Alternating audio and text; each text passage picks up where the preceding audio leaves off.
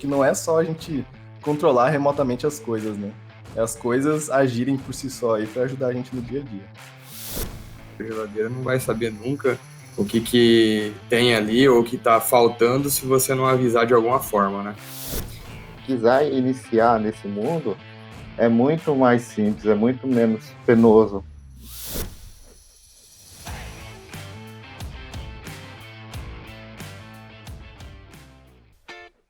E aí, pessoal, meu nome é Gustavo Pissin, eu sou Agile Coach aqui na Nuvem Tecnologia e nós estamos começando mais um Papo na Nuvem, o nosso podcast aqui da Nuvem Tecnologia. Hoje nós vamos bater um papo sobre automação residencial e todo o mundo que existe por trás disso. E eu estou aqui com o Álvaro. E aí, galera, estou aqui realizando meu sonho porque eu vou publicar um projeto de automação residencial em produção, hein? Olha só. Thiago. E aí, pessoal, eu sou só um entusiasta nesse mundo. E o Bruno. Fala, turma. Estou aqui para acompanhar a galera aí e discutir um pouquinho sobre automação residencial com vocês. Massa. E para começar esse papo, eu acho que a pergunta que não quer calar e serve como base aí do nosso bate-papo é o que raios é automação residencial? Quem se habilita aí? E quem começa? Pode começar aí, Álvaro. Cara, acho que o duro que definir agora nem sei se essa parte já vai entrar no podcast, né? Mas diferenciar os dois que eu acho que é a complicação aqui, né? De automação residencial e casa inteligente, né? Acho que a automação residencial veio mais essa questão de conseguir controlar coisas remotamente, né? Então essa ideia de que a galera queria, por exemplo, que acendesse algumas luzes na casa quando tivesse andando ali, ou economizasse energia quando não tivesse ninguém em casa e desligasse algumas coisas. Ou até, assim, acho que veio muito do conceito de automação industrial mesmo, né? de automação ali, de processos industriais e trazer isso de uma forma mais amigável ali para as pessoas, né? Então, acho que esse conceito de automação residencial veio um pouco disso, né? E aí tem esse outro conceito que aí depois acho que a gente vai falar, que é de casa inteligente, que eu acho que não é só a gente controlar remotamente as coisas, né? É as coisas agirem por si só aí para ajudar a gente no dia a dia. Mas então quer dizer que se eu consigo ligar ou desligar uma lâmpada na minha casa, eu já estou com automação residencial? E aí? Acho que é interessante a gente falar um pouquinho do que a gente conhece, né? Do que a gente já vivenciou, já viu sobre automação residencial, né? Hoje a gente tem parte de iluminação, cortinas motorizadas, né, que você consegue automatizar, toda essa parte de radiofrequência, né, portão eletrônico, também a parte de infrared, televisão, ar-condicionado, o que mais, Álvaro? Ajuda aí, vamos fazer aí Acho que entra um pouco também a parte de segurança, né? Então, tipo, tem trava de porta, controle de acesso também, tanto em casa quanto num nível um pouco maior, né? Tipo, num condomínio ou prédio, coisa do tipo, acho que entra também. Câmeras de segurança, sensores, né? Isso, essa parte de segurança também é bem importante. Acho que é a porta de entrada de muitas pessoas para essa parte de automação residencial justamente nesse quesito de segurança, né? Principalmente aqui no Brasil, né? Infelizmente. Muita gente ainda tem que recorrer para esse lado aí. E aí acho que tem um tópico aí sobre IoT, né? Que aí já entra algumas coisas mais complexas, né? Sensores de umidade, sensores de temperatura, sensores de vazão de detecção de vazamento, né? E você consegue... Acho que você fez algum teste assim, né, Álvaro? Com Z-Wave, né? Sim, eu tenho sensores aqui no meu banheiro, por exemplo, eu tive problemas de vazamento, eu coloquei um sensor de vazamento de água lá, e aí eu recebo um alerta no meu celular toda vez que tem algum problema lá. Legal. Mas é com ZigBee esse que eu fiz. E muita gente fala também sobre essa questão de, eu quero saber o que eu tenho na geladeira. Eu acho que isso tá um pouco distante, assim, vejo que isso seria mais fácil controlar com tag, né? Mas como que você vai saber você tem que avisar de alguma forma que você tirou ou colocou algo dentro da geladeira. A geladeira não vai saber nunca o que tem ali ou o que está faltando se você não avisar de alguma forma, né? Então, tem gente que brinca, assim, que acha que as coisas são fáceis, são simples, mas tem todo um porquê tecnológico por trás, né? De fazerem as coisas funcionarem, né? Covese usando termos aí que são questionáveis, hein? Nunca essa geladeira vai ser capaz, Covese? Será que nunca? Não, tô dizendo que nunca, tô dizendo que o meio tem que se adaptar, entendeu? Tipo, você vai ter que ter itens no mercado com tag, por exemplo. Você não vai ficar colando tag numa caixa de leite que você comprou no mercado, entendeu? Então é mais ou menos assim, eu penso assim. Não, sem dúvidas. E seguindo essa linha, achei muito interessante a parte que vocês começaram a puxar um pouco para a parte de segurança, né? Que eu vi muitas aplicações, eu acho que o Airbnb foi um dos cases aí que acabou puxando também para quem acaba negociando nessa plataforma, né? Estimulando um pouco também a questão de fechaduras eletrônicas, um controle um pouco maior disso, uma autonomia maior nesse processo de fornecer acesso à residência, esse tipo de coisa, né? Que tipo de outras aplicações aí que vocês veem que são realmente reais hoje nessa questão de automação residencial assim, prática, né?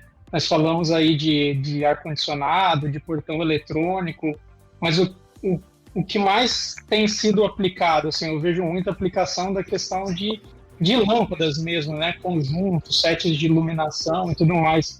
Olhando assim, fazendo uma lista de top aplicações correntes de automação, o que vocês acham que está mais sendo utilizado aí? Acho que de fato realmente o pessoal começa aí, como eu falei, né? Tem essa parte de segurança que o pessoal via mais, mas acho que o que tá caindo também no gosto do público é justamente essa parte de iluminação, né? Acender e apagar as luzes aí pelo celular é a moda aí, né? Mas aí vem aquela questão, né? Aí vou responder com outra pergunta, né? Será que só acender e apagar pelo celular é o suficiente, né? A gente tava comentando aí antes que tem gente que vai, instala um negócio desse, e aí, putz, ele só consegue controlar pelo celular, né? E aí? Isso é automação residencial, talvez, mas é tão eficiente, realmente ajuda a pessoa no dia a dia, né? O que vocês acham disso? Sem dúvida. Assim, quando você começa a partir para esse ramo, e eu acho que a iluminação é um caminho legal, porque ela tem aquele apelo também do design, né, da aplicação do design em si, não só design de interiores, né, então ela chama, acho que, atenção bastante por conta disso também, mas quando você começa a fazer esse tipo de aplicação, você começa a passar por alguns desafios que você nem imagina que você vai passar, né, na aplicação de uma tecnologia dessa, por exemplo. Vou começar a aplicar aqui, a ligar e desligar meu celular, minha lâmpada pelo celular. Estou sem Wi-Fi, não fiz nenhum tipo de configuração, disponibilidade de acender ou fazer isso fisicamente. E agora, né? Muitas pessoas, eu vejo faço muitas leituras sobre o tema na internet e vejo o cara tendo que fazer versão 2, versão 3, versão 4 do projeto, porque acabou não pensando para esse tipo de coisa, né? Então, não é tão simples assim. Simplesmente, para mim, né, não é somente ligar ou desligar lâmpadas aí pelo celular. Mesmo que isso seja um bom caminho, né, um bom início. Uma coisa vai puxando a outra. Eu acho que tem outro problema em relação a isso, pelo menos em muitos dispositivos atuais, é que você consegue comprar, por exemplo, lâmpadas inteligentes, literalmente é a lâmpada. Só que aí você vai lá e coloca ela no bocal, e aí a semântica começa a ficar super confusa, porque você vai lá na tomada, no interruptor, desliga ela, aí você já não consegue ligar mais ela pelo celular. E aí você vai, liga no interruptor, aí normalmente essas lâmpadas ligam, já acende a primeira vez que ela liga, né? E aí você fica nessa, e agora? Eu controlo pelo celular, eu controlo pelo interruptor, como eu faço, né? Então já é a primeira recomendação que eu faço pra galera. Não é muito legal investir tanto em lâmpadas inteligentes, até porque se ela queima também, né, acaba que é um item super caro que você tem que trocar. E aí, enfim, né, eu, pelo menos particularmente, eu só coloco assim algumas luminárias, algumas coisas específicas, né? Que eu não vou ficar lá ligando e desligando ela manualmente, eu nem tinha interruptor. Mas, enfim, essas lâmpadas têm esses problemas, assim, né? Eu já sou mais assim, se for para essa parte de iluminação, usem interruptores inteligentes, né? Até o Bruno aí, acho que tem uns cases aí bem legal que ele aplicou aí no apartamento dele aí, que foi justamente dentro desse desafio, né? De automatizar a iluminação, mas também ainda ter o elemento de conseguir controlar as coisas manualmente ali, né? Isso. Tem o fator custo aí também, né? Você vê preço, né? Lâmpada inteligente, você vai pagar aí, dependendo da Xing Ling aí, de 40 a 70 reais uma lâmpada. Se queimar a lâmpada, você vai ter que comprar uma outra lâmpada de 40 a 70 reais, entendeu? E, além disso, ainda tem essa questão que o Álvaro acabou de abordar aí, que se você desligou a lâmpada lá no interruptor, a lâmpada está sem energia, ou seja, ela está sem Wi-Fi, você não vai conseguir ligar ela pelo aplicativo. Então, aqui no apartamento,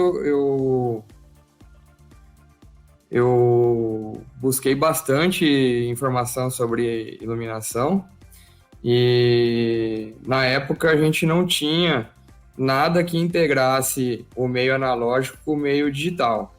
Então, ou eu teria que colocar tudo automatizado e ficar refém da automação, caso pare de funcionar o controlador da iluminação, eu ia ficar sem a funcionalidade analógica ali do interruptor.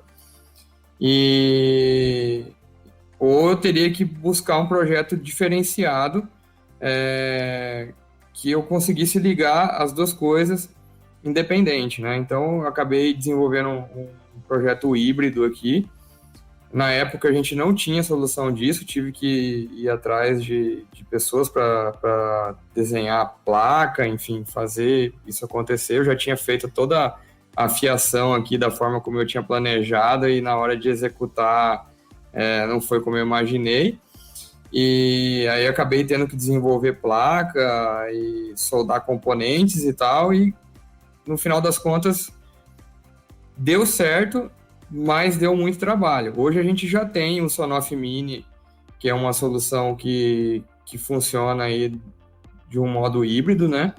Que se parar de funcionar a Wi-Fi da tua casa, parar de funcionar o teu Home Assistant ou qualquer outro central de automação que você vai utilizar, você consegue ir lá no interruptor analógico e ligar e desligar a lâmpada, entendeu? Então, acho que isso é uma coisa que as pessoas não pensam, elas pensam, eu quero só ligar a lâmpada pelo celular, eu quero só desligar a lâmpada pelo celular, e não é bem isso, entendeu?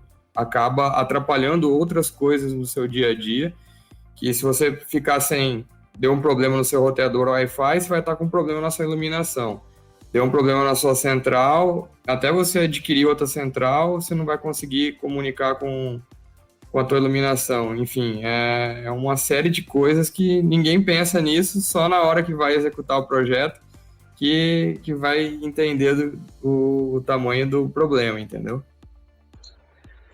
Mas aí vem aquele questionamento, né? Nós falamos, assim, você começa a ler, você começa a ver assim, poxa, automação residencial é o futuro, a automação residencial começa a se tornar realidade.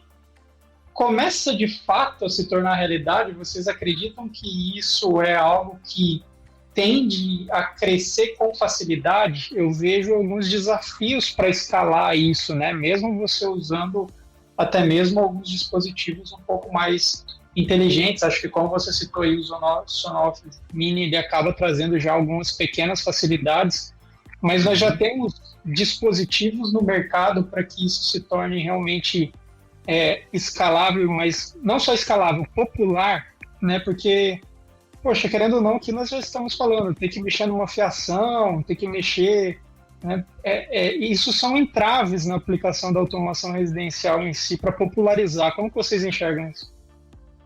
Então, acho que hoje a gente até tem vários produtos e com vários até protocolos sem fio, por exemplo, para não precisar tanto assim, passar tanto fio assim, apesar que algumas coisas não tem jeito. Você vai ter que mexer ali na fiação e tudo mais, fazer uma instalação.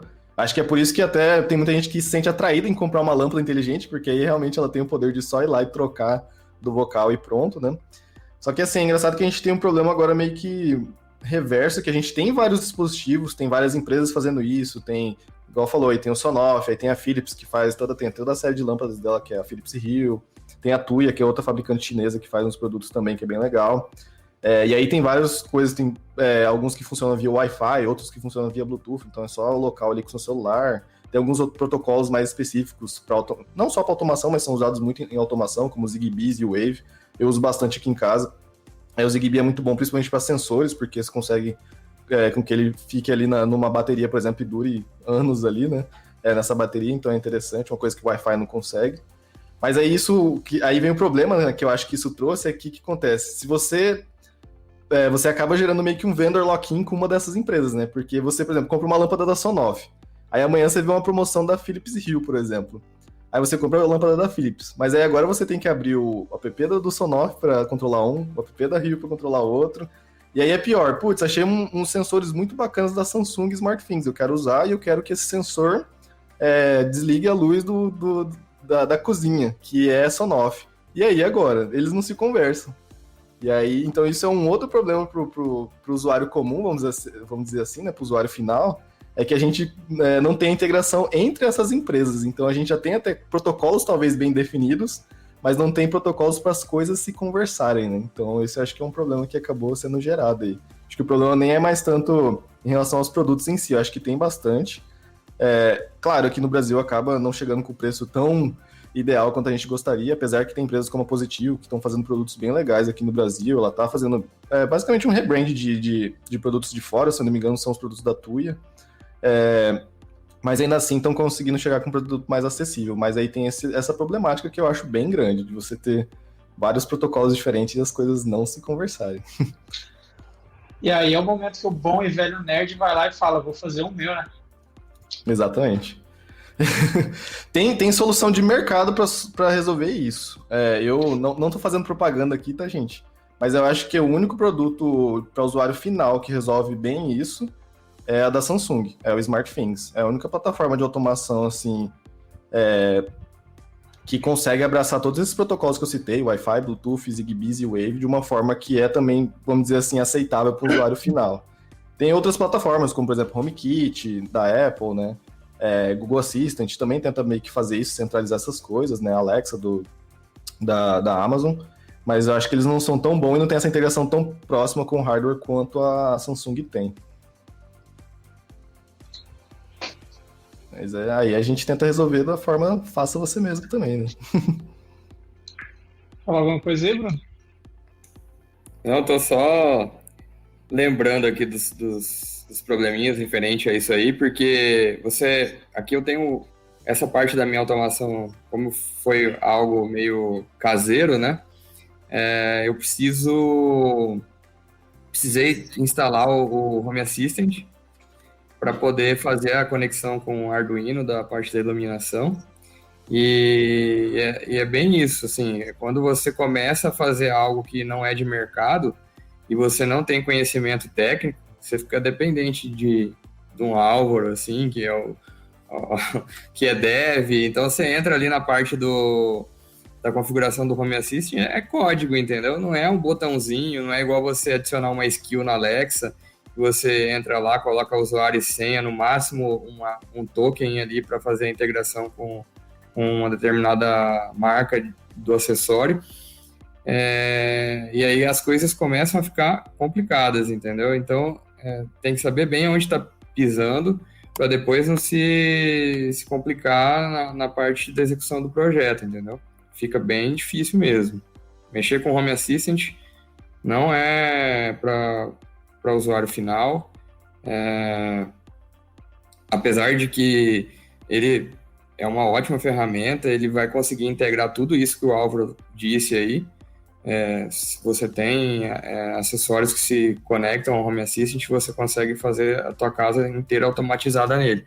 Mas é uma central de automação bem mais complexa do que são essas de mercado. Ah, beleza. E aí, quando nós começamos a entrar nesse mundo de home assistants e começamos a falar um pouco mais dessa inteligência por trás, ou conexão entre esses dispositivos, nós já começamos a dar um passinho para casa inteligente, seria isso? Acho que a gente começa a fazer, começa a andar nessa direção. E aí, por exemplo, aí entrando mais em conceito de casa inteligente, né, que aí eu acho que é bem mais interessante, essa ideia também da gente tornar tanto nosso dia a dia mais eficiente, né? Tem toda essa conversa que a gente, todo mundo é corrido hoje em dia e tudo mais, né? Ninguém quer ficar pensando em algumas coisas que poderiam ser automatizadas. E aí que vem essa ideia de, pô, será que eu conseguiria automatizar coisas de tipo desligar algumas coisas na minha casa ou receber alertas para tipo, como se fosse uma manutenção preditiva, né? Para eu não ter de repente um custo mais alto ali na minha conta. Então tem gente que coloca, por exemplo, sensores para monitorar realmente o uso de energia em vários dispositivos ou o uso de água lá na entrada da casa. Então se ele vê que está fora de um padrão de consumo ali, eu recebo um alerta. Então tem coisas que você começa a conseguir fazer que aí que você consegue trazer realmente de fato assim mais inteligência para sua casa, né? Então acho que aí já começa a entrar numa área bem mais interessante, assim, do que só controlar as coisas. Sem dúvida, sem dúvida. E quando você começa a falar nessas facilidades, daí é sem fim, né? Por exemplo, o Covés esses dias aí estava falando que ele queria fazer uma leitura aí dos signos do dia aí, do que tem pro dia do signo dele e trocar a iluminação da casa dele. É verdade isso daí? Não, eu não coloquei nada com RGB aqui em casa, não. As lâmpadas são todas brancas e amarelas, não tem nada que muda de cor para ficar vermelho, verde, azul, nada disso, não. Mas é bem isso.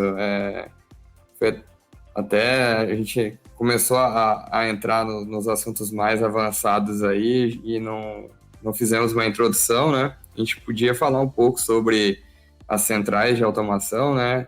O que a gente tem hoje. Eu não sou especialista na área, mas conheço um pouco do que eu já mexi aqui.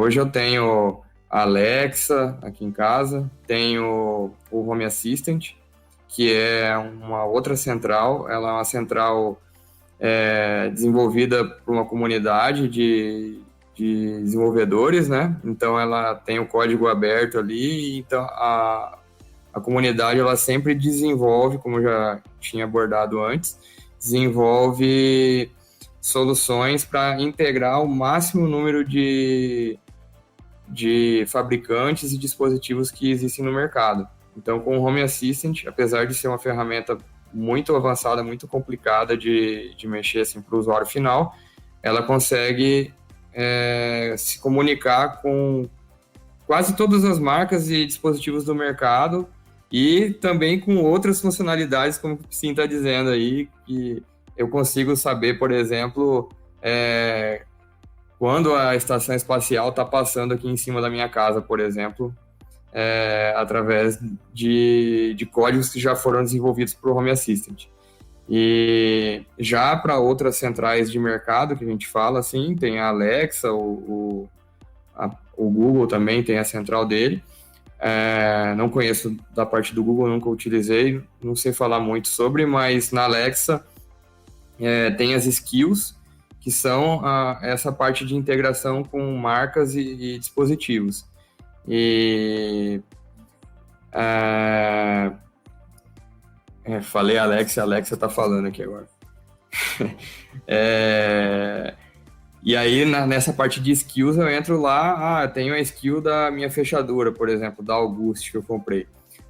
Eu entro lá na Alexa, coloco meu usuário e senha da August e ele vai buscar aqui na rede se tem algum dispositivo da August, já vai adicionar automaticamente na Alexa. Então, é algo muito mais simples de se configurar perto de um Home Assistant, entendeu? Aí o Álvaro pode falar um pouco mais, e o Thiago também, sobre o Google que ele utiliza na casa dele, as outras centrais. O Álvaro, acho que é muito mais especialista em Home Assistant, ele já desenvolveu muita coisa desenvolveu sim, Álvaro. Pode, depois, quem quiser acessar o canal do Álvaro lá, vai ver que ele já fez bastante coisa aí com isso aí. Eu comecei, né, no meu caso aqui, eu tive que recorrer aos dispositivos, por exemplo, no caso da luz, que seja o Wi-Fi, porque aqui em casa é bem complicado de mexer, trabalhar realmente, trabalhar com fiação. Esses dias eu tentei mexer aqui em casa, puxar alguns fios e tem uns conduítes muito nada a ver, eu não consegui fazer nada. Então, eu tive que recorrer a esses dispositivos Wi-Fi. Eu sem fazer propaganda que eu utilizei, comprei o dispositivo da Positivo, que eu acredito que popularizou bastante aqui no Brasil, por ter um preço relativamente acessível. Então, eu comecei com um kit da lâmpada e o sensor de infravermelho, para poder controlar o ar-condicionado. E o próprio aplicativo da Positivo, ele já tem uma integração ali com o Google Assistant. Então, meio que você vai next, ele já está integrado.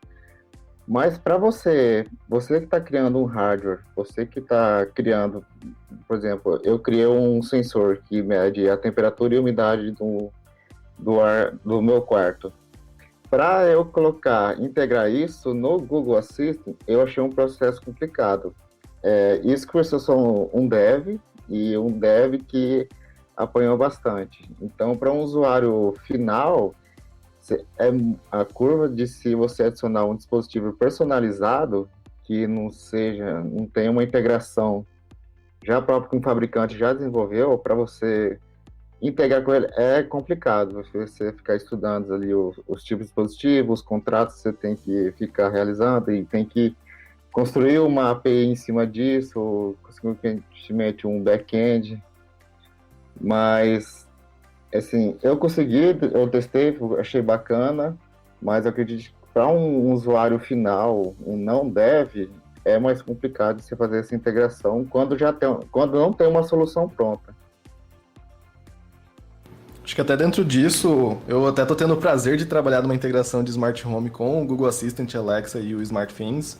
Eu acho legal explicar também que tem duas diferenças de como que você pode estender essas plataformas, né? Então, acho que até você, Thiago, estava mexendo com o Google Assistant e estava desenvolvendo com a plataforma do Actions on Google, né? Que você desenvolve como se fosse uma aplicação para o Google Assistant, né? Mas não que ela é específica para automação residencial. Na Alexa tem as skills também, como o Covese comentou. Mas é legal destacar que essas plataformas elas têm integrações específicas para Smart Home. Então, provavelmente, por exemplo, quando vocês fizeram a parte de configuração com o August ou com a Positivo, vocês viram uma página de autenticação ali, né, dessas provedoras, e aí autorizaram esses provedores a usar o dispositivo, né? Então, é uma sacada um pouco diferente, né? Quando você está desenvolvendo um app para essas plataformas, né, uma skill ou uma action no Google, você tem o controle de toda a conversa ali, você vai fazer o parse do texto, o que o usuário está falando e tudo mais, e fazer os comandos. Nas plataformas de Smart Home é um pouco diferente. Você tem essa integração de autenticação, né? Então é como se a gente estivesse do outro lado da moeda de quando a gente está fazendo aquelas integrações com Facebook, com login social, né? Coisa do tipo. A gente tem que ser o provedor de login, né? Você como Positivo, como August. E aí o usuário vai lá e fala, ó, Google Assistant ou Alexa pode utilizar os meus dispositivos de plataforma X. Então você tem que prover uma integração de OAuth ali primeiro.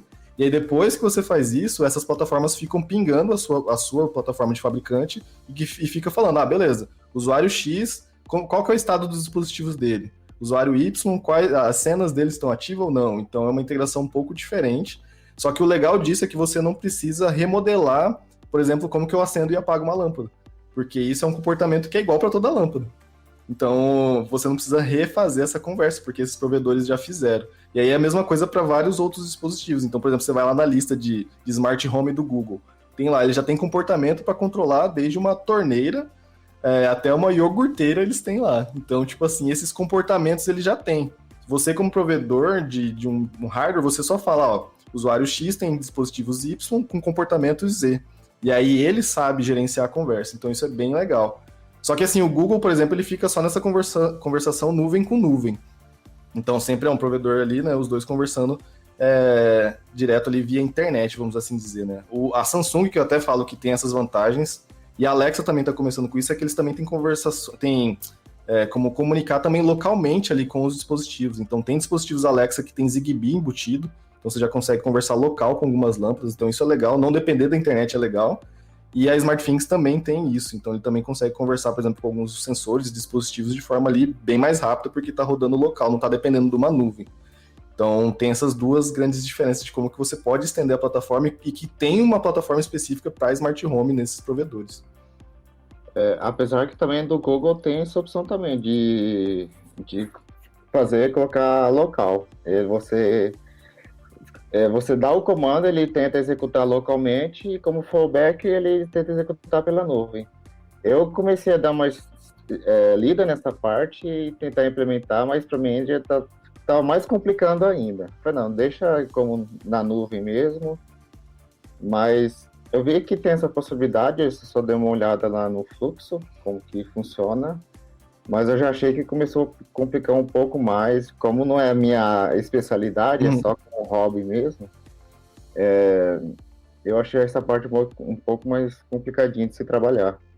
É que essa parte de local do Google, só para explicar, para você usar o SDK de comunicação local, você precisa implementar a Smart Home completa. Então Sim. Você não consegue fugir de fazer a completa com o ALF, com toda a coisa completa ali.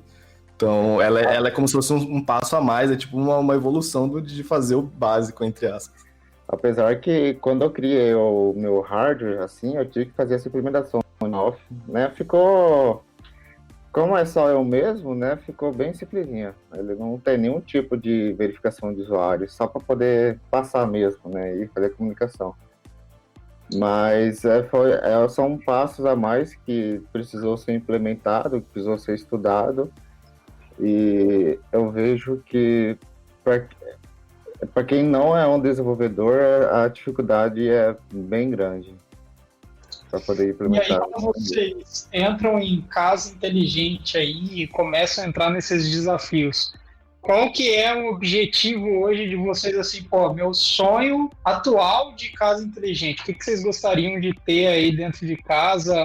Ou o que vocês já possuem, de certa forma, de implementação ali que vocês podem falar que a minha casa está um pouco mais inteligente?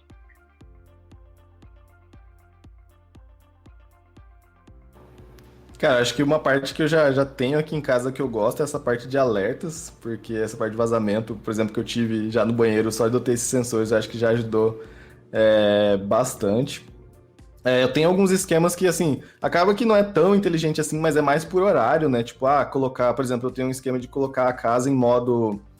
como se eu ativasse o alarme, né, da casa, ele ativa sozinho. Então, depois de meia-noite, acho que tá agora. Apesar que tem dia que eu vou dormir mais tarde, mas ele já ativa um modo de ir dormir, né? Então, ele, tipo, algumas coisas já reagem diferente. Então, por exemplo, quando ele tá no modo que a casa está dormindo, né? Quando eu, por exemplo, se eu saio do meu quarto e vou até a cozinha, ele não vai acender as luzes mais fortes, porque, putz, eu tava ali meio deitado, resolvi beber água, e ele vai acender aquelas luzes fortonas. Não, ele acende umas luzes menores, que são umas lâmpadas inteligentes, de forma mais fraquinha. Então, eu consigo ainda andar aí até a cozinha, mas eu não fico cego com as lâmpadas mais fortes. Então, tipo, ele tem essa inteligência de reagir, de acender as coisas diferentes de acordo com ali o horário do dia, vamos dizer, né? E aí... Mas assim, igual eu falei, tem gente na internet que faz coisas muito mais, assim, eu ainda não tenho tanto dessas coisas. Eu queria fazer mais, assim, parte de irrigação também, acho que dá pra fazer umas coisas legais, verificar, tipo, umidade da hortinha ali, já irrigar isso automático, dá pra fazer coisas bem mais legais, assim, que eu também queria adicionar mais aqui. Falando de casa inteligente, né, a gente tem a automação e depois a gente tem os eventos em cima do que foi automatizado, né? Então, hoje, se você tem um assistente de voz, você pode deitar na tua cama, dar boa noite pro seu assistente e o assistente vai fazer alguns eventos em cima disso que você causou, né? Então, eu dei boa noite para a Alexa, ela vai, por exemplo, desligar todas as lâmpadas que eu deixei acesa na casa, ela vai verificar se a porta está fechada, se ela está aberta, se estiver aberta, ela vai fechar a porta. Se eu quiser que ela baixe a cortina, ela vai baixar a cortina. Se eu quiser que ela coloque um timer no ar-condicionado para desligar em 1 hora, depois que eu dei boa noite, ela vai desligar o ar-condicionado. e vai colocar na temperatura que eu quiser. Então, acho que isso é a parte de inteligência da casa, sabe?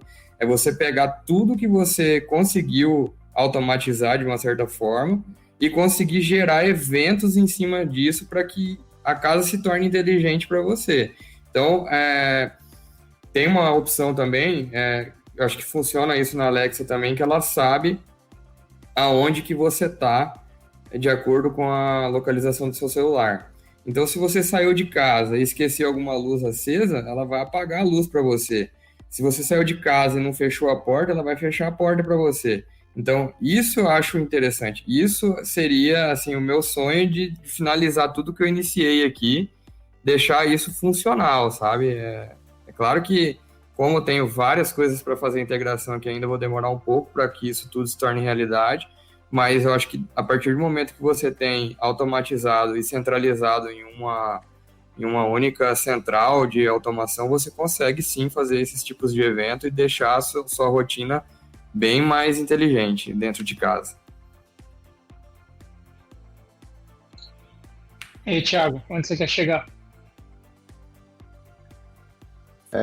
Acho que desde o começo eu tive um objetivo mais de economia de energia. Aconteceu dessa semana de eu sair de casa por umas 2 horas e quando eu cheguei, vi que o ar-condicionado estava ligado. E eu falei, putz, que decepção, né? Não fiquei sabendo, não recebi nenhum evento, não sabia que estava ligado. Eu saí de casa e simplesmente ficou ligado o ar-condicionado. Então, gerar esses eventos de saída, de entrada de casa, por exemplo, quando eu estou saindo de casa, ele desligar o ar-condicionado, desligar a lâmpada, aqui, dar boa noite, que nem o Bruno falou, fechar a fechadura. Então, essas pequenas coisas, sensores também, de umidade, temperatura, eu gosto bastante desse tipo. Mas onde que eu quero chegar é mais nesse sentido, de eventos, por exemplo, quando de ligar ou desligar algum dispositivo e tentar controlar ali, fazer uma economia de energia, tentar identificar alguns pontos que minha energia está muito alta, vou tentar descobrir por quê. É a tal lâmpada que fica acesa, desnecessário. E eu poder controlar isso remotamente, eu acho que eu já teria chegado ali no objetivo.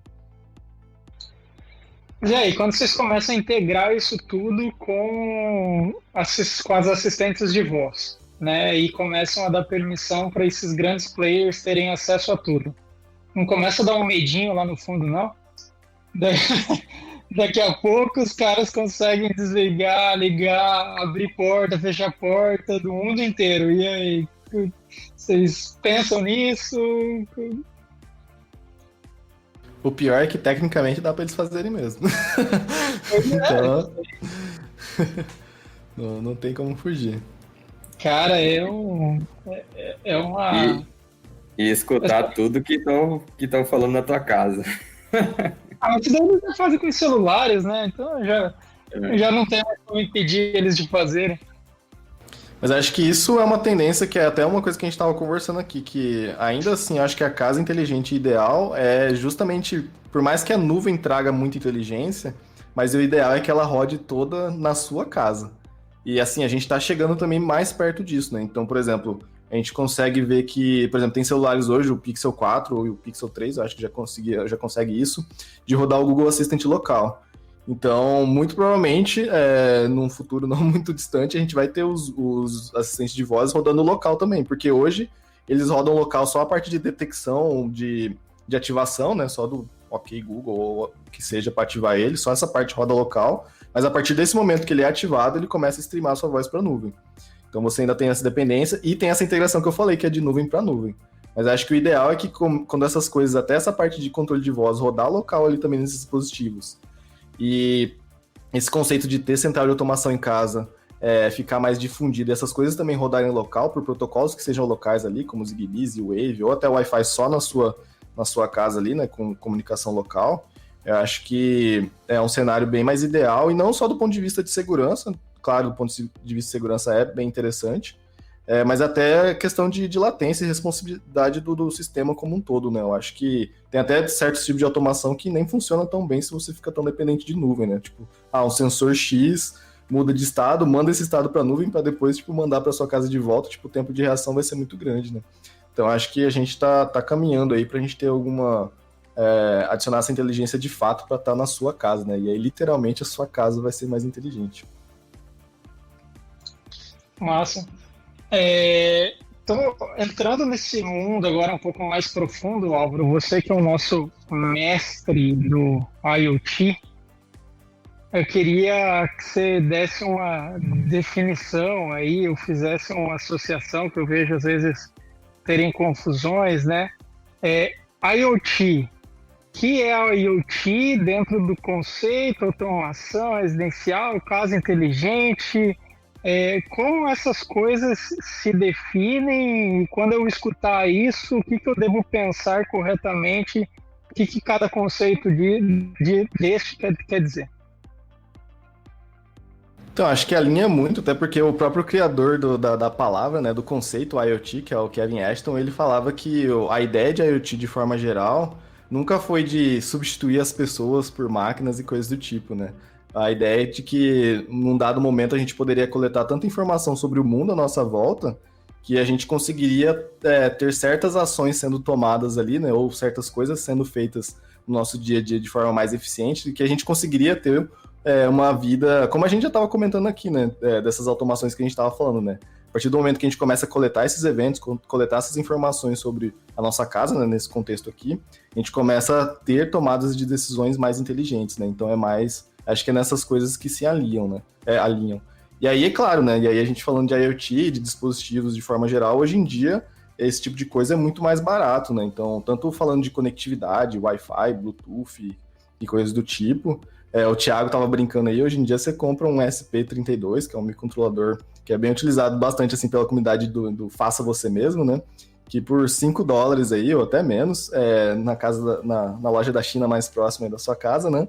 Você já tem Wi-Fi e Bluetooth no dispositivo. Então, cara, é muito barato, sabe? Para você começar a fazer as coisas. Então, acho que ambos caminham bem juntos aí, né? E aí a gente não fica naquela coisa que acabava sendo muito manual das coisas de automação antigas, vamos assim dizer, né, que era com controle remoto mesmo, né, controle infravermelho, ou, tipo, você tinha que ir lá e parear o controlezinho com radiofrequência, então, tipo, você começa a ter coisas que possibilitam ser mais amigáveis com os usuários, né, para eles mesmos configurarem, adicionarem na rede deles, ou coisas do tipo, então acho que os dois estão bem alinhados nesse sentido aí, né? Então é possível você chegar e começar a fazer isso hoje dentro de casa, né? Se comprar alguns, tem até dispositivos, acho que a parte eletrônica mais facilitada, né? No sentido de só pluga na porta tal e vamos embora. Você encontra muitos exemplos, você começa a fazer essa aplicação em casa com um pouco mais de conhecimento técnico, obviamente, né? De desenvolvimento. E um dia estava eu tentando fazer algumas coisas aqui em casa, senhor Álvaro, e aí eu me deparei com uma playlist no YouTube do Álvaro Viambretz, como é que você soletra seu sobrenome aí correto? Bicho, soletra ou fala? Pera aí, é Viebrantes.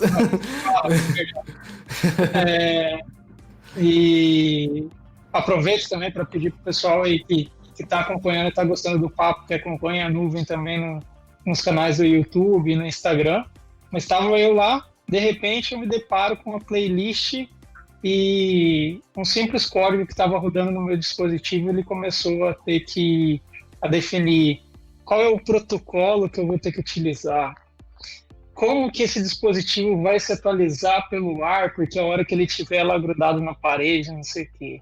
E aí o senhor Álvaro começou a abrir um mapa mental com 75 mil desdobramentos sem fins.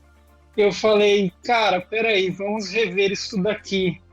E eu voltei lá do ponto zero para começar a desenvolver um negócio com um pouco mais de qualidade.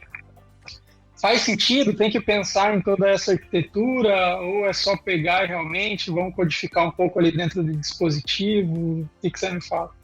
Vocês, né, que já passaram por essa experiência. Sim. Eu acho que é aquele ponto que a gente tem que desenhar a linha na areia, né, como falam, entre você fazer algo que é pra você ali na sua casa e você sabe o que você tá fazendo, ou não, mas pelo menos você sabe um pouco do que tá acontecendo. E o outro lado, né, na linha ali que você desenhou, é a de você lançar um produto pro mercado, né?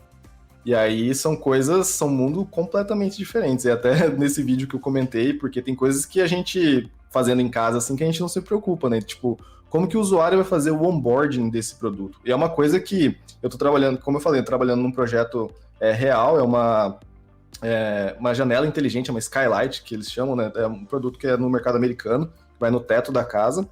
E eu vou falar bem a verdade, um tempo gigantesco que a gente perdeu de desenvolvimento foi justamente no onboarding. Como que o usuário vai tirar aquilo, tirar da caixa não, né? Porque a Skylight é um negócio gigante, mas a primeira vez que ele instala na casa dele, como que vai ser para ele abrir um aplicativo, colocar o Wi-Fi naquele dispositivo, e aí testar se está tudo funcionando na comunicação com a nuvem. A comunicação com a nuvem é segura, não estou vazando dados daquele usuário, uma pessoa, um cara, um hacker não pode tentar ali abrir essa janela e entrar pela casa.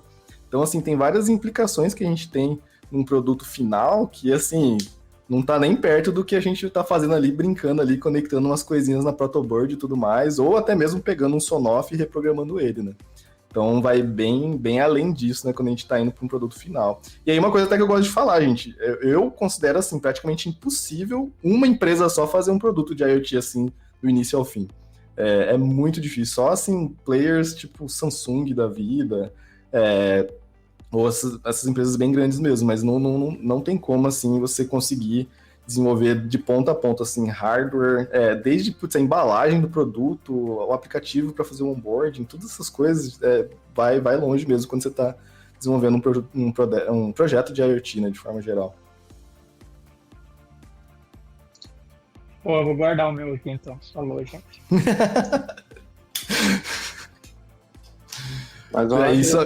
Mas hoje eu acho que Thiago, vocês se preocuparam com alguma coisa nesse sentido? como que é? Sim, deu uma falhada na hora. Não, foi mal, desculpa, travou tudo aqui. Pode continuar aí. Pode continuar aí. Eu acabei entrando em cima de vocês. Não, não, que eu ia falar, eu fiquei. Na verdade, eu comecei a brincar com esses dispositivos microcontroladores, faz lá no começo de 2010.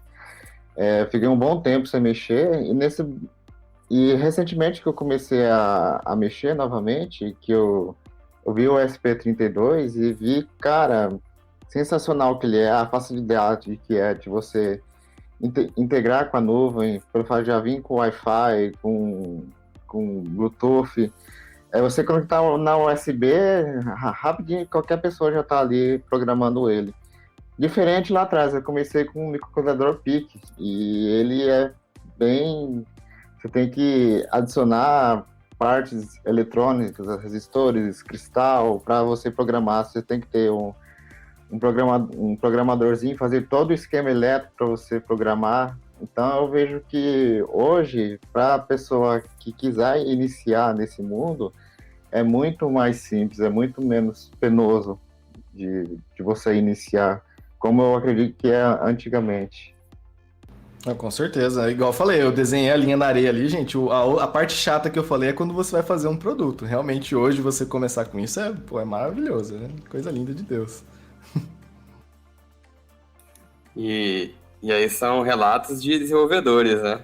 A turma que já está na área, já apanhando no dia a dia aí, desenvolvendo coisas que já são simplificadas.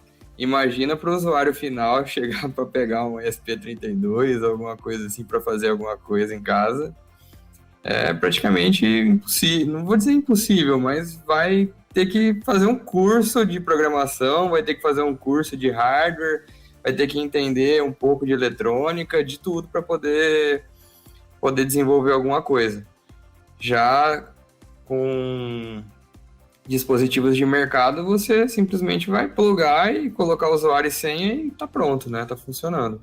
Mais ou menos assim. Que eu vejo a diferença entre ser um usuário mais avançado da automação residencial e ser um uma pessoa normal, né? Porque é muito mais complicado você pegar algo para desenvolver. Esse é um assunto polêmico, assim, no meio de IoT, porque, assim, apesar de, por exemplo, a gente, talvez por ser desenvolvedor e mais perto da nuvem, a gente acha simples conectar um SP32, por exemplo, num back-end que a gente faça.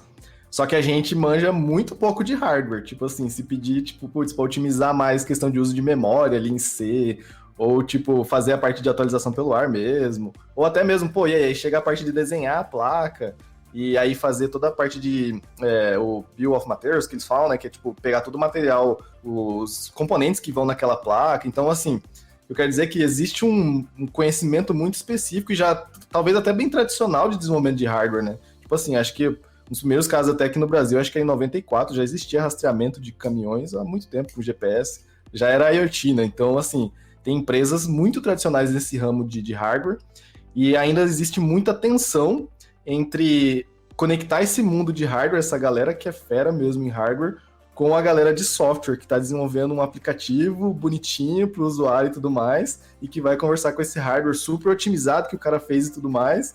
Mas e aí, né? Como que fazer esse link entre esses dois mundos ainda pelo menos é um desafio que eu passo muito na empresa hoje. Porque a gente, né, como eu falei, a gente não desenvolve hardware, a gente tem muitos parceiros que desenvolvem isso com a gente, né? Nossa especialidade é mais em software, nuvem, apps e tudo mais. E a gente sente muito essa fricção, assim, porque, de novo, a gente começar ali e fazer algumas coisas é muito mais fácil hoje, mas quando vai realmente pro produto final, as coisas começam a ficar mais cabeludas ali.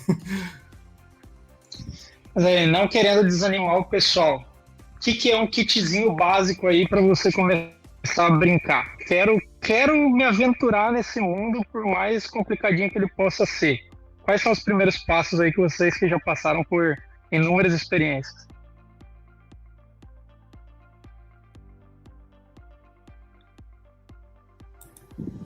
Então, vou colocar um ponto de vista aqui e depois acho que o Álvaro pode comentar um pouco, o Thiago também.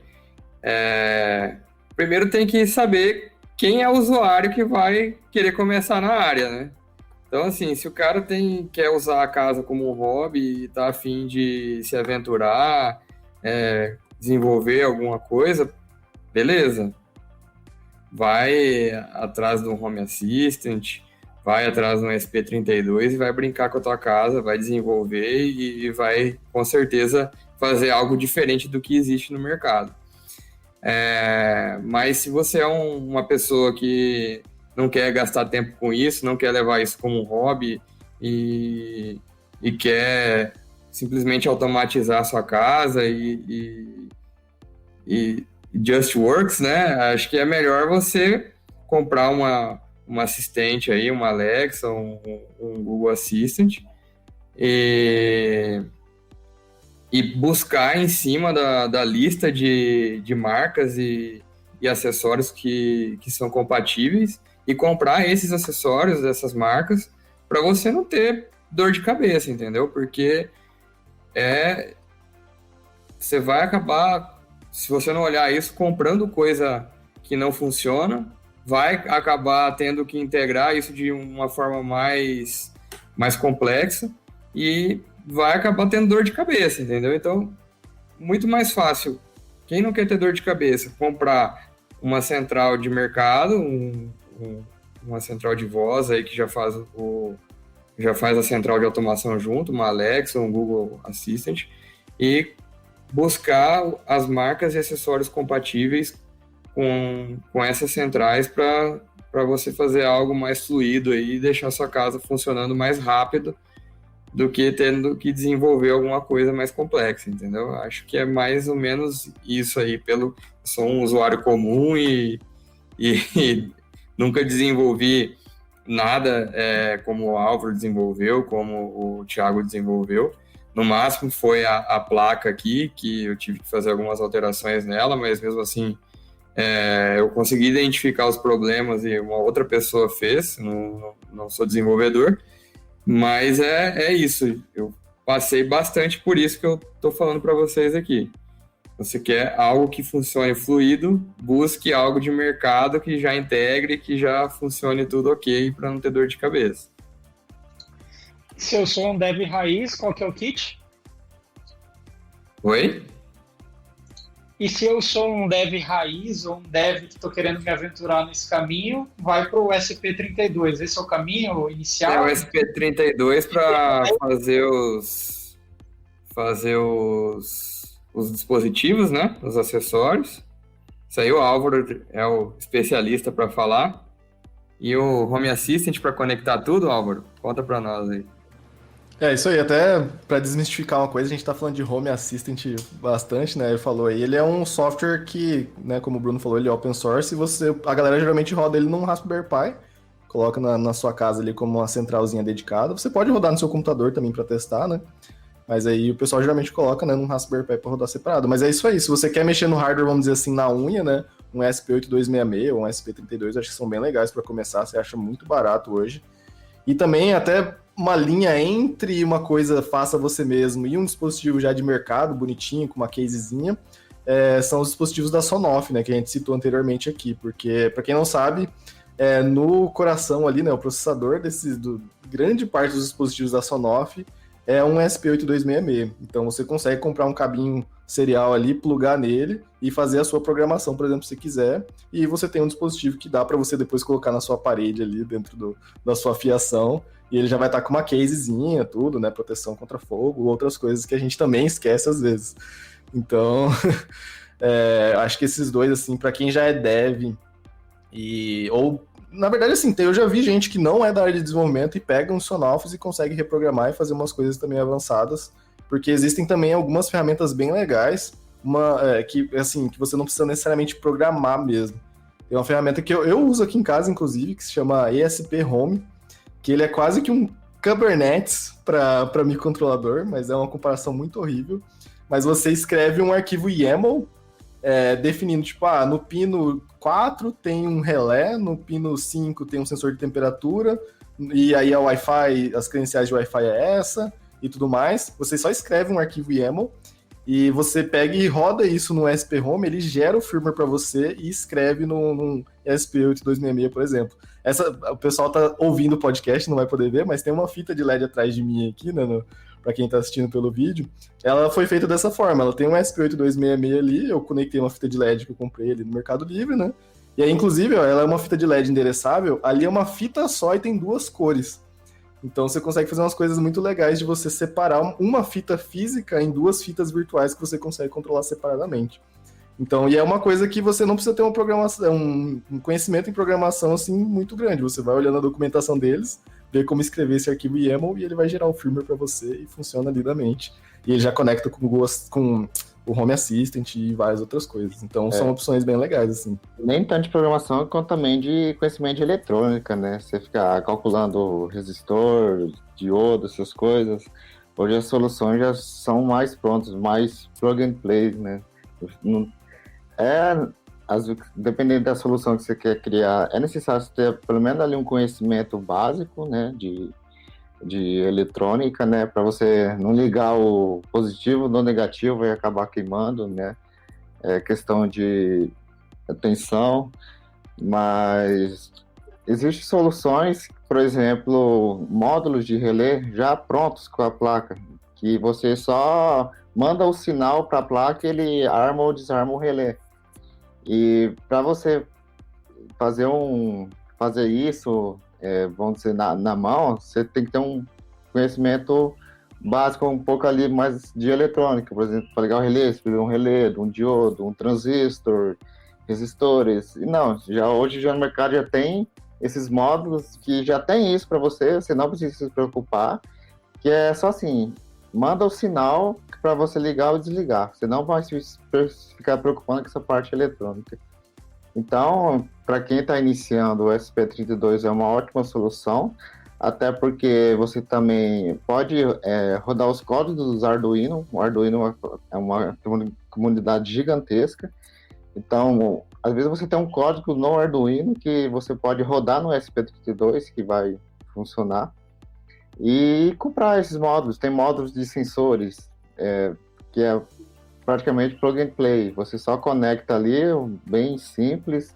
Não precisa você ser um expert em eletrônica, mexer com solda, fios, não. Existem módulos e sensores já prontos no mercado que facilita isso bastante para quem está começando. Esse aí é o Lego de adultos hoje em dia.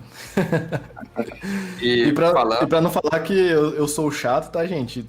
Uma coisa também que eu vou dar a dica pra quem quer começar, gente, vocês vão queimar as coisas, e eu queimo coisas direto aqui. O pessoal fica me enchendo o saco aí que eu sou especialista nisso, mas eu não sou nem um pouco. Essa fita aqui de LED mesmo, por exemplo, eu coloquei uma fonte que era muito fraquinha, e aí, enfim, tipo, a fonte tava queimando por conta da quantidade de LEDs que eu tava colocando ali. Então, assim, gente, assim, para quem não tem um conhecimento profundo de eletrônica, que é o meu caso, essas coisas vão acontecer e, assim, vocês vão ver a fumacinha mágica de vez em quando, mas, assim, o importante é começar, e é isso aí, cara, não fiquem com medo. E no meio termo aí que o Álvaro estava dizendo do Sonoff, se não for fazer alteração de firmware do Sonoff, ele tem skill para Alexa, né? Então, assim, dá para você usar ele tanto pro modo easy aí, de você plugar mais facilmente com a tua central de automação, ou dá para você alterar o firmware do Sonoff e fazer um desenvolvimento mais customizado aí do que você precisa.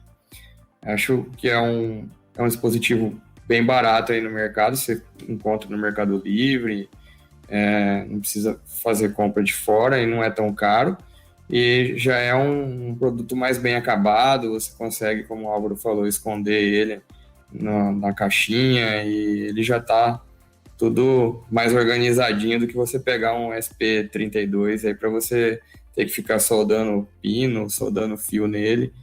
É uma possibilidade aí, uma ideia boa para iniciar. Mas aproveita aí que você já está contando, Bruno, conta para nós então, porque infelizmente nós não vamos conseguir mostrar para quem está nos escutando, mas o Bruno tem uma super central na casa dele que faz praticamente tudo, sai até pizza de lá pronta. Conta aí como que foi essa experiência aí, e o que queimou, o que não queimou, quais foram as experiências positivas e negativas desse experimento todo. Inclusive está até desmontado aqui, que eu mandei para o desenvolvedor da placa lá no Paraná, mas eu vou contar um pouquinho dessa experiência. Como eu já havia dito antes aqui, eu reformei o apartamento, fiz toda a parte elétrica nova e planejei de automatizar, junto com essa parte elétrica nova, toda a parte de iluminação. E conversei um pouco com o Álvaro na época sobre isso. Busquei algumas soluções na internet e realmente não tinha algo híbrido. Não existia o Sonoff Mini, que faz hoje a ligação do seu interruptor analógico junto com a parte da placa, né, do controlador, do acessório da lâmpada. E naquela época eu achei uma placa no Mercado Livre, de um desenvolvedor brasileiro. Ele usa um microcontrolador Arduino e um PIC para controlar 14 relés e 14 inputs numa única placa. E naquela época foi o que eu achei de melhor, só que a placa tinha um problema. Eu conseguia ligar paralelamente o interruptor no relé, né, como se ele fosse um outro interruptor de lâmpada, só que não atualizava o status no aplicativo, por exemplo. Então, se eu ligasse no interruptor e acessasse o aplicativo, a lâmpada ia aparecer desligada para mim no aplicativo. Se eu acendesse no aplicativo, eu ia desligar a lâmpada, entendeu? A lâmpada ia aparecer no aplicativo que ela estava ligada, só que fisicamente ela estaria desligada. E isso foi um desafio que eu tive que desenvolver uma placa de input.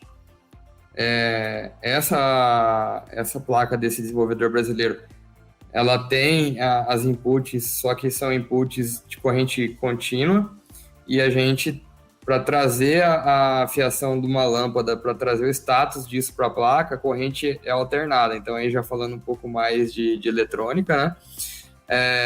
Aí eu fiz essa placa, ela tem uma rede de fotoacopladores ali que faz o filtro dessa tensão, não faz o filtro da tensão, desculpa, ela identifica a tensão que está chegando e passa para a placa de automação esse sinal eletrônico. Mas aí começa toda a saga, né? Porque a gente está falando de corrente contínua, corrente alternada. Aí o pique dessa placa, ele estava programado para reconhecer corrente contínua apenas, e a corrente alternada, ela vinha em forma de pulso ali, né? E aí a input do aplicativo ficava toda doida. A hora que eu ligava a lâmpada, ficava piscando como se eu estivesse ligando e desligando o interruptor. E até descobrir isso, cara, tira a placa, põe placa, tira a placa, põe protoboard, muda resistor, é o resistor que é o problema, faz uma ponte retificadora para tentar transformar a corrente alternada em contínua. Resumindo, eu tirei tudo daqui e mandei para o desenvolvedor lá. Depois de identificar tudo isso, ele reprogramou o pique. Eu acredito que até final da semana que vem ele já tenha concluído isso, e aí é o tempo do correio para chegar aqui para ligar tudo novamente.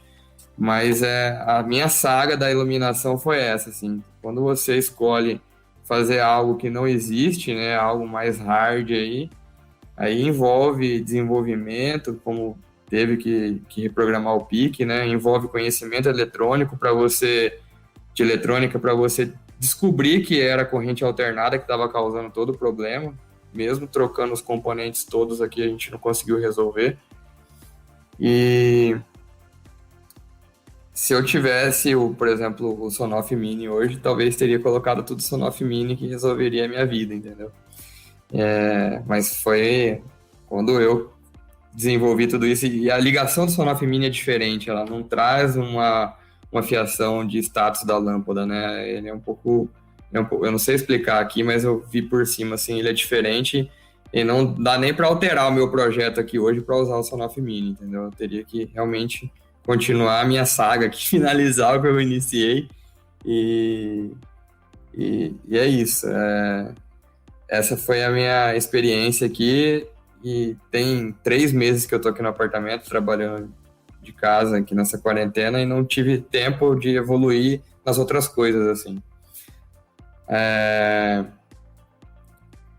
Como o Álvaro falou aí, que já queimou várias coisas, né? Nesses testes de resistores aí para ver se o problema que estava chegando na placa era realmente um ajuste de tensão, com certeza. Você vai fazendo o teste de componente e já fica ali longe ali da placa a hora que você vai ligar o interruptor para ver o que vai acontecer, entendeu? Com certeza minha protoboard tem algumas marcas aí de pretas de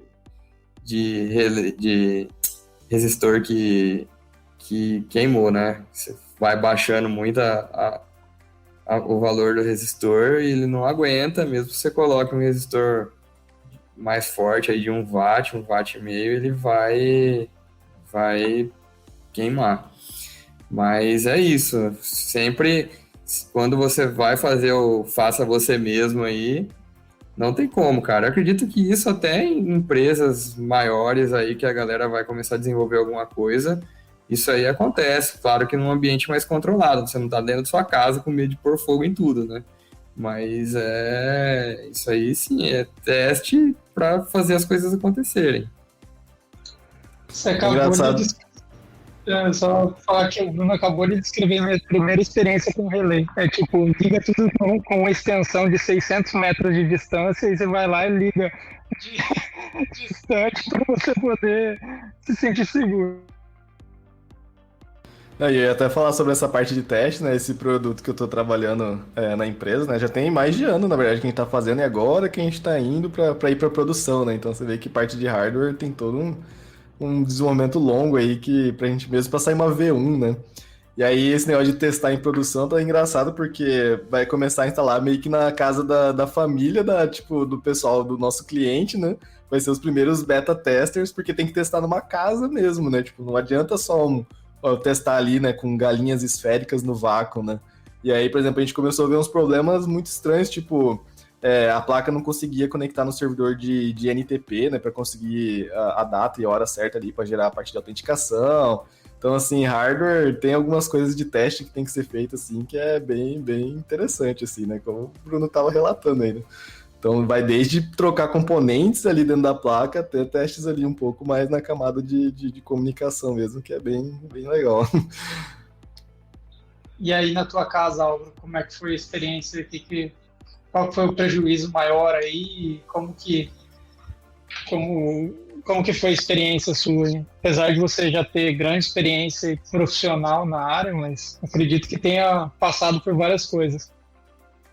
Então, a primeira coisa que começou foi que quando eu falei, não, agora eu vou automatizar a minha casa aqui de vez, né? E aí eu falei, não, eu vou fazer, né? Comprei as coisas e pô, vamos mandar bala. E aí o primeiro problema que geralmente o pessoal passa é que geralmente o fio neutro não tá nas tomadas, né? E aí, porque você, para ligar uma coisa, você precisa do neutro e do fase, né? Pra, tipo, ter a tensão ali certa. Se tiver algum engenheiro escutando, desculpa se eu estou usando termos errados aí, porque realmente não é a minha área. Mas aí eu falei, bom, fui lá no negócio de material de construção e comprei uma sonda, né? E comecei a procurar uma tomada perto do interruptor, e aí eu pegava o neutro lá e passava pro interruptor. Então, assim, eu acho que se um cara de elétrica vir olhar aqui a minha casa, ele vai chorar, assim. E aí, é claro, fazendo isso aí, né? Você às vezes esquecia de desligar uma parte, e aí você toma choque, e aí, cara, aquela farofa toda. E aí foi engraçado, que foi inclusive aqui no escritório, eu fui tentar passar uma última parte de fiação, e aí eu fui empurrando a sonda e tal, a sonda ficou presa. Até hoje a sonda tá lá. Eu peguei, enrolei a sonda, coloquei no gesso do forro e a sonda tá lá, tipo, ela vai ficar aí. Então, eu até tenho que comprar outra sonda, porque eu não tenho mais. Então, e assim, sei lá como que ela ficou presa. Eu tenho até medo se um dia isso aí vai pegar fogo, tomara que não. Mas assim, já tá há mais de ano instalado, tá tudo certo. Mas é isso aí, gente. Você resolve fazer o negócio na mão, acontece. E aí, assim, eu comprei os interruptores, por mais que eu comprei padrão brasileiro, pelo menos era o que falava, o buraco não ficou tão legal ali, né? O encaixe, aí, putz, tem que pintar de novo. Então tem esses detalhezinhos quando você resolve fazer assim na mão, que é meio complicado. Mas assim, fica a dica, gente. Contratem alguém de elétrica aí pra fazer instalação, a fiação aí pra vocês. Senão a sonda pode ficar presa no teto aí da sua casa. Se tiver algum eletricista aí também escutando, por favor, entre em contato com o Álvaro, que me parece que existe um sério risco por aí.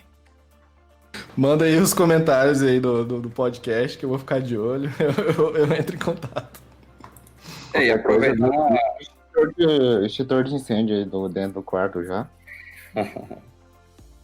Aproveitar quando for fazer uma reforma, né? Oportunidade de, se tiver que passar fio, alguma coisa assim, ou quebrar a parede para passar alguma tubulação específica para automação, já aproveitar na reforma para fazer, entendeu? Acho que como eu fiz aqui, passei fio na casa toda para tentar resolver esses problemas que o Álvaro teve aí, de depois ter que ficar procurando fio, passando fio de um lugar para o outro. Geralmente a galera vai deixar uma canaletinha ali exposta ali, porque vai ter que trazer o neutro de uma tomada para um interruptor que não tem ligação, tubulação entre eles, né? Mas vai dar certo. Acho que esse detalhe é bem legal. No passado mesmo eu fiz uma reformazinha no fundo de casa e eu fiz um pergolado e tal, eu coloquei umas luzes. É óbvio, né, que eu consigo controlar as luzes, né, pelo tá na minha automação. E aí já foi muito mais fácil, que eles já montaram o pergolado, eu já falei, ó, já coloca essas fiações XYZ aqui, ligada perto desse interruptor aqui, porque eu vou ligar umas coisas aí. Então, tipo, putz, foi bem mais tranquilo. Então, realmente é uma dica muito boa. Já for fazer uma reforma, já passa todos esses fios, mesmo que fique extra ali, deixa eles fechadinhos, mas aí depois você pode utilizar. Hein? Nossa. E Thiago, qual foi o prejuízo aí já, Thiago? Cara, eu tive, de toda a minha história, tive poucos prejuízos. Eu sempre fui meio que bem cuidadoso. Eu tive quase um prejuízo recente. Eu estava, né, de madrugada, comecei a fazer umas instalações muito cabulosas de tomadas, amarrações. E depois de umas 3 horas, era 3h40 da manhã. Antes de ligar na tomada, fui medir a continuidade e vi que estava tudo errado. Tipo, eram 4 tomadas ligadas aos 4 relés, só que era assim, quando você ligava um relé, dava curto em tudo. Então, tipo assim, se tivesse na tomada, quando você ligasse o relé, ia dar os pipoque tudo. Mas, cara, acho que só um LEDzinho, um resistorzinho, nada muito caro que eu tenha prejuízo. Eu sempre tentei cuidar ao máximo.